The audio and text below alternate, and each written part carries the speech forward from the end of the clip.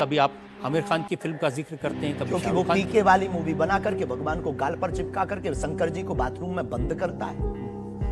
तो क्या ये सही है? जिसके प्रति हमारी आस्था है, लाखों लोग कहेंगे इस बात को सुनने के बाद, जिनके प्रति हमारी आस्था है उनके साथ ऐसा मजाक किया जाए, भगवान के साथ खिलवाड़ किया जाए, क्या ये सही है? और उसकी बात बोलना अगर विरोध है तो हम मरते दम तक विरोध करें।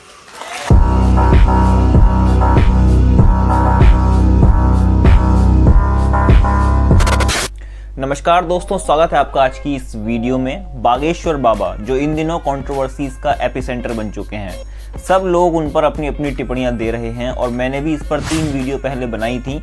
अगर आपने ना देखी हो तो देख लेना, इस वीडियो के डिस्क्रिप्शन बॉक्स में आपको उनका लिंक मिल जाएगा। जब दूसरे पंथों से संबंधित लोग कंट्रोवर्सीज में आते हैं तो फेथ और धार्मिक स्वतंत्रता जैसे शब्द सुनने को मिलते हैं, लेकिन जब हिंदू धर्म से संबंधित कोई कंट्रोवर्सी में आता है तो पाखंडी और ढोंगी जैसे शब्द सुनने को मिलने लगते हैं। Very right. अब मैं और मेरे जैसे कुछ और क्रिएटर्स इंतजार कर रहे थे कि इस मुद्दे पर जर्मनी से कब ज्ञान फैला जाएगा, और ज्ञान आ गया जर्मनी से। अब जो ये जर्मनी से ज्ञान आया था, इसका जो 5 सेकंड का इंट्रो के जो शब्द थे उसमें जो कहा गया, मैं उसी से समझ गया कि बची हुई 19 मिनट की वीडियो में क्या कहा जाएगा। आप भी सुनिए इसे। नमस्कार दोस्तों, पिछले कुछ हफ्तों में एक नए बाबा ने एंट्री मारी है मार्केट में, बागेश्वर बाबा। एक बात और दोस्तों, जर्मनी से पेला गया यह ज्ञान कितना सही है और कितना गलत है, या जर्मनी वाले बाबा जो हैं, मतलब बाबा नहीं यार, जर्मनी वाले स्कॉलर जो हैं हमारे, जर्मनी वाले विद्वान जो हैं हमारे, वो कितनी सही बात बताते हैं और कितनी गलत बात बताते हैं, ये जानने के लिए आप कुछ और यूट्यूब क्रिएटर्स की वीडियोस भी देख सकते हैं। उनका लिंक मैंने डिस्क्रिप्शन में डाल दिया है एंड आई सजेस्ट कि आपको वो वीडियोस देखनी चाहिए। 1 मिनट 55 सेकंड पर भैया जी बाबा का परिचय देते हैं कुछ इस प्रकार से। दैनिक जागरण की रिपोर्ट के अकॉर्डिंग इसका असली नाम एक्चुअली में है धीरेन्द्र कृष्णा गर्ग और इसकी उम्र सिर्फ 26 साल, यानी एज में ये मुझसे भी छोटा है। पता नहीं किस आधार पर वीडियो के स्टार्टिंग में ही भैया जी ने बाबा को फर्जी घोषित कर दिया और अपनी वीडियो में बाबा के लिए कुछ इस तरह की भाषा का प्रयोग किया। ऐसे फर्जी बाबा आपको हर धर्म में मिल जाएंगे और कितने लॉयल। दैनिक जागरण की रिपोर्ट के अकॉर्डिंग इसका असली नाम एक्चुअली में है धीरेन्द्र कृष्णा गर्ग और इसकी उम्र सिर्फ 26 साल। तो यानी दोस्तों, धीरेन्द्र शास्त्री जी 26 की उम्र में हिंदू धर्म गुरु नहीं बन सकते। वैसे हिंदू धर्म गुरु बनने के लिए सही उम्र क्या है, आपको मालूम है क्या? चलो छोड़ो वो सब छोड़ो। Welcome to the afternoon session of the opening day today, the 11th of September, 1893. We now introduce you to Swami Vivekananda from India and request him to address us. Swami Vivekananda.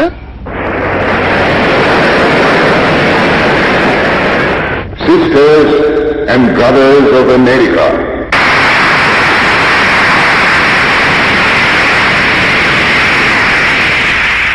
it fills my heart with joy unspeakable to rise in response to the warm and cordial welcome which you have given us.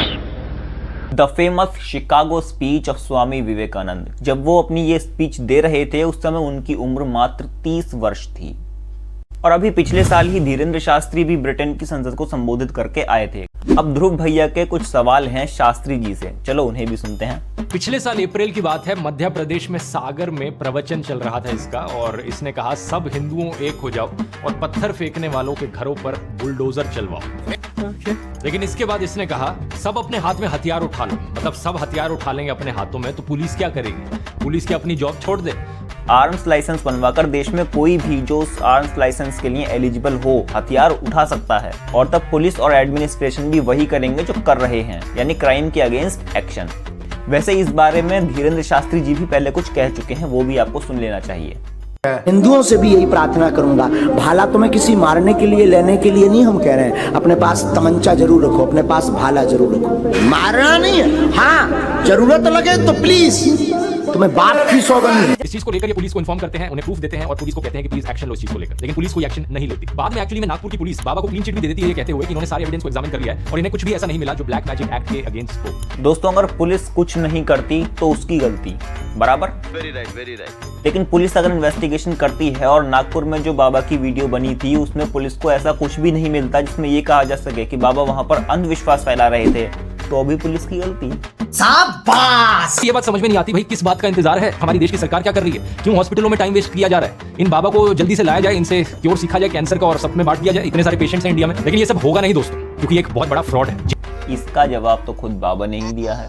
देखिए, अगर बागेश्वर धाम आने से लोगों का इलाज हो जाता है तो फिर आपको कैंसर हॉस्पिटल बनाने की क्या जरूरत है? यही तो हम बताना चाहते हैं कि दुआ और दवा दोनों आवश्यक है। हमने ये नहीं कहा कि हम डॉक्टरों के खिलाफ हैं। अब मैंने या पूछ लिया तो हॉस्पिटल आपने दवा ऐड कर दिया उसमें। नहीं, हमने औषधालय बागेश्वर धाम पर खुलवाया है और मंदिर के समीप खुलवाया है। वहां पर ग्राम पंचायत का भवन है, वहां पर आयुर्वेदिक औषधालय है। दुआ और दवा मतलब नीचे दवा है और वहां ठीक नहीं हुए तो दुआ के लिए चढ़ जाओ मंदिर पर, दोनों काम करेगा, ठीक है। और ये कोई नई बात नहीं है, हमने ऐड नहीं की, डॉक्टर खुद ऐड करता है। ऑपरेशन करता है, जब ठीक नहीं होता तो वो भी कहता है तुम भी प्रार्थना करो।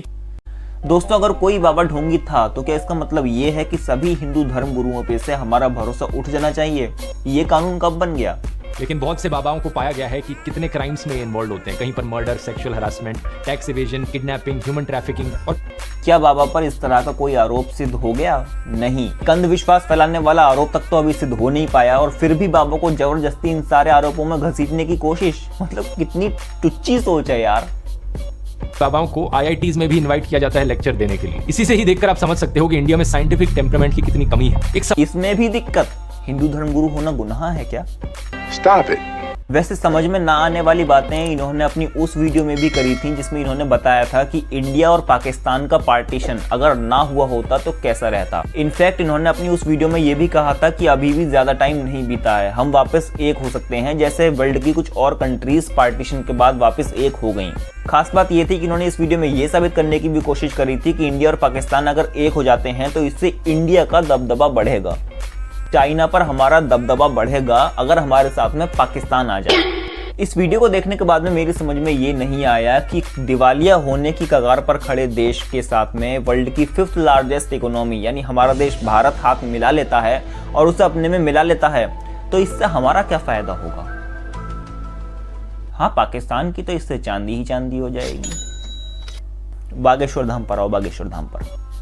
वीडियो के लास्ट में भी हवन और यज्ञ जैसी चीजों को टारगेट करने से भैया जी नहीं चूके। यही कारण है कि आज के दिन हमें YouTube इन्फ्लुएंसर्स भी ऐसे देखने को मिलते हैं जो IIT ग्रेजुएट्स हैं, लेकिन कहते हैं कि हवन से एयर प्यूरिफाई हो जाती है। मतलब कंबशन के बेसिक लॉस को केमिस्ट्री में स्कूल में पढ़ तो लिया, एग्जाम में लिख भी आए, उसे अच्छे से पास भी कर लिया, लेकिन उनकी कोई अंडरस्टैंडिंग नहीं ली। अब दोस्तों, बागेश्वर धाम सरकार यानी धीरेन्द्र शास्त्री जी पर ढोंगी, पाखंडी, फ्रॉड ये सब आरोप तो लगाए ही जाएंगे क्योंकि वो हिंदुओं से टीका लगाने को जो कह रहे हैं। और रही बात सो कॉल्ड सेक्युलर यूट्यूबर्स की, तो इनका मुंह तो सिर्फ हिंदू धर्म वालों पर ही बोलने के लिए खुलता है।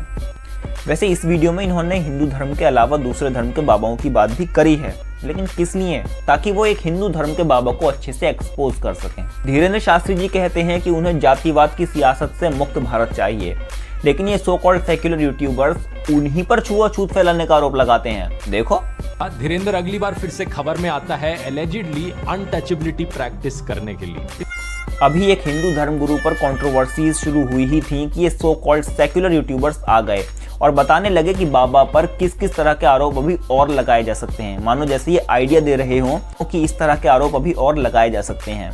लेकिन तब इन सो कॉल्ड सेक्युलर्स का मुंह क्यों नहीं खुलता जब कुछ लोग शिवलिंग को इतने अपमानजनक शब्दों से संबोधित करते हैं कि मैं बोल नहीं सकता। अब जब रामनवमी और महाशिवरात्रि के आयोजन पर उत्सव की तैयारियों पर पथराव किया जाता है, पेट्रोल बम फेंके जाते हैं, इन सब पर किसी सो कॉल्ड सेक्युलर की वीडियो नहीं आती। यहाँ तक कि जो लोग हिंदुत्व की बात करने वालों को अंधभक्त कहकर चुप करा देते हैं, वो भी इन हिंदू विरोधी मानसिकता या विचारों वालों की बातों पर एकदम से आंख मूंद कर नहीं, आंख तोड़कर भरोसा कर लेते हैं और हिंदुत्व की बात करने वालों से कह देते हैं कि तुम इलिटरेट हो, गंवार हो, और खास तौर से क्या कहते हैं, व्हाट्सएप यूनिवर्सिटी से पढ़कर आए हो। खैर, कुछ लोगों का ये मानना है कि जो जुल्म पाकिस्तान की माइनॉरिटीज के साथ होते हैं वही जुल्म इंडिया की माइनॉरिटीज के साथ भी होते हैं। खुद देख लो।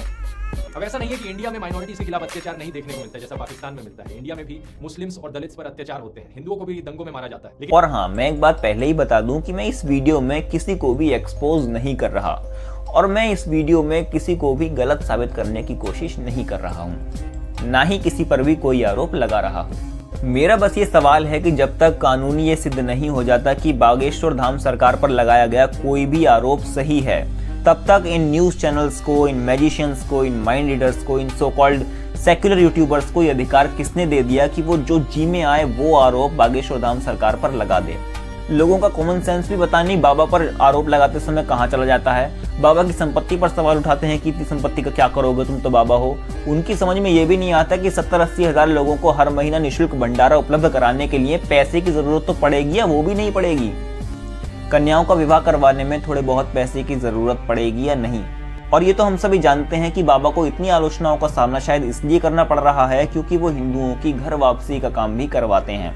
यानी जो हिंदू किसी कारणवश हिंदू धर्म को छोड़कर किसी दूसरे पंथ या संप्रदाय में चले जाते हैं, उन्हें वापस हिंदू धर्म में लाने का काम भी बाबा करवाते हैं। और रही बात माइंड रीडिंग वर्सेस चमत्कार की, तो उस पर मैं ऑलरेडी 3 वीडियो बना चुका हूँ, डिस्क्रिप्शन में लिंक है, जाकर देख लो। वैसे श्याम मानव जी ने बागेश्वर धाम सरकार को चैलेंज किया, ये सारे चैनल्स ने कवर किया, लेकिन पंडोकर सरकार ने सुहानी को चैलेंज किया, ये किसी चैनल ने कवर क्यों नहीं किया? लेकिन सुहानी बहन जी को मैं इतना ही कहूंगा, मैं 5 लाख रुपए दूंगा पंडोकर धाम की पीठ की ओर से। जन्म शक्ति कुंज जो ट्रस्ट है, मैं देखना चाहता हूँ कि सुहानी बहन बताती कैसे है। एक बार मेरे 2 अक्षर का नाम दूंगा मात्र, लेकिन वो बता दें और हमसे 5 लाख में मैं उनको गुरु बना दूं। तो दोस्तों आज की वीडियो में बस इतना ही। मिलते हैं किसी और वीडियो में किसी नए टॉपिक के साथ। इस पूरे मुद्दे पर आपका क्या कहना है कमेंट बॉक्स में बताओ। मेरी कोई बात अच्छी लगी हो तो वो कमेंट बॉक्स में बताओ, कोई बात अच्छी ना लगी हो जिससे आप डिसएग्री करते हो वो भी कमेंट बॉक्स में बताओ। सबको कुछ भी बोलने का अधिकार है, अभी आपने देखा पूरी वीडियो में, तो जो मन में आए वो बताओ।